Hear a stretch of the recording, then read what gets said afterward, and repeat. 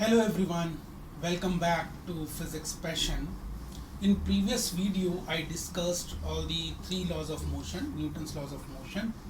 To brief, Newton's first law of motion states that a body at rest will remain at rest, a body in uniform motion along straight line will continue its motion unless until an external force is applied to do so, to change its position.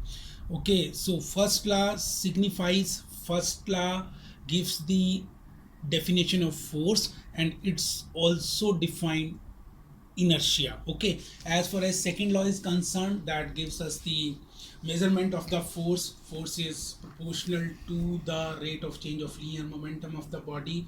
The force here I am talking about, the force acting on the body externally, external force acting on the body. And third law states that for each and every action there is equal and opposite reaction. In today's video we will discuss that Newton's second law of motion is the real law of motion. So there are many ways to show this. One of them is if we derive first law as well as third law from second law, that will prove that first law and third law are contained in second law of motion, and that is the real law of motion. So we will do the same thing. We will show that first law and third law can be derived from Newton's second law of motion, and that will prove this statement that Newton's second law of motion is the real law of motion. So to start, I will take first law first. That Newton first law we will derive from Newton's second law. So as per second law, as I have told, F is equal to dp by dt, rate of change of linear momentum, that is equal to the force, external force acting on the body. So if I make F equal to 0, if this force acting on the body that becomes 0, that is 0, then this dp by dt will be equal to 0. And if dp by dt is equal to 0, then P will be 0. P is equal to 0 means M into V equal to 0, or if P is equal to 0, M into V equal to 0, it means as M cannot be 0, V is equal to 0. One thing. What does it show? It shows that the body is at rest. Fine. And if P is constant, then MV is constant, and M is constant already, mass of the body, so V will also be constant, velocity will also be constant.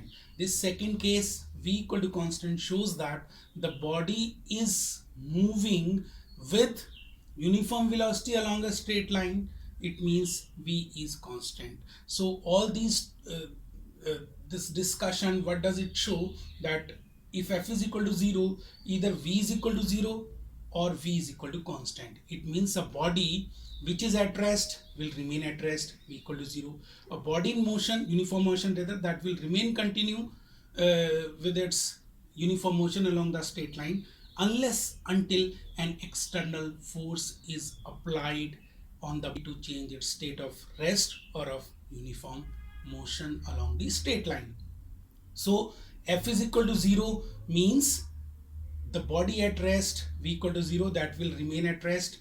The body moving along a straight line, that will continue its motion along the straight line, uniform motion along the straight line, if no external effort is applied on the body. This is what first law states. It means we have derived Newton's first law from second law of motion. Okay. So after deriving this first law from second law of motion, now we will see the derivation of third law from second law of motion. Fine.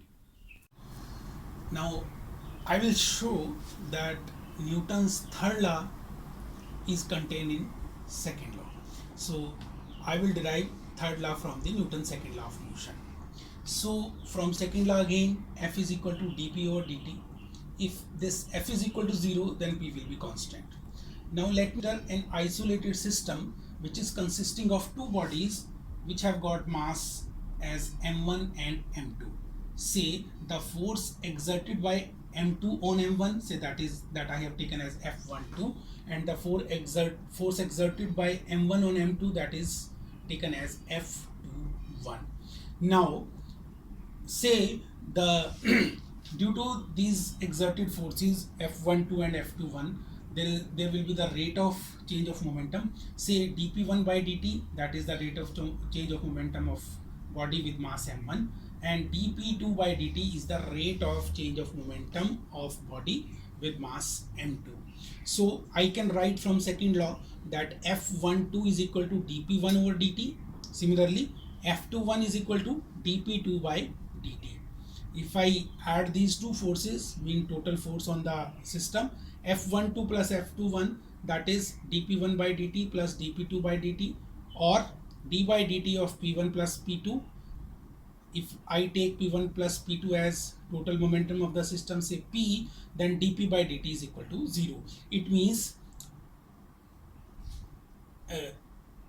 if the system is isolated, then this dp by dt, that will be equal to 0. It means f12 plus f21, that is equal to 0, or I can say f12 is equal to minus f21. What is f12? This is the force exerted by m2 on m1. Let me take it as action. And what is f21? The force exerted by m1 on m2, that will be of course reaction. So here what we have got, f12 is equal to minus f21. f12 is equal to minus f21 means action is equal to negative of reaction, means action and reactions, they are equal and opposite. So this is nothing but the third law of motion. So I have shown that first law as well as third law, they are contained in second law of motion, or we can derive first law of motion and third law of motion from Newton's second law of motion. So that's why we can say that Newton's second law of motion is the real law of motion. So I hope you would find this video helpful. Thanks for watching. See you in the next video. Thank you very much.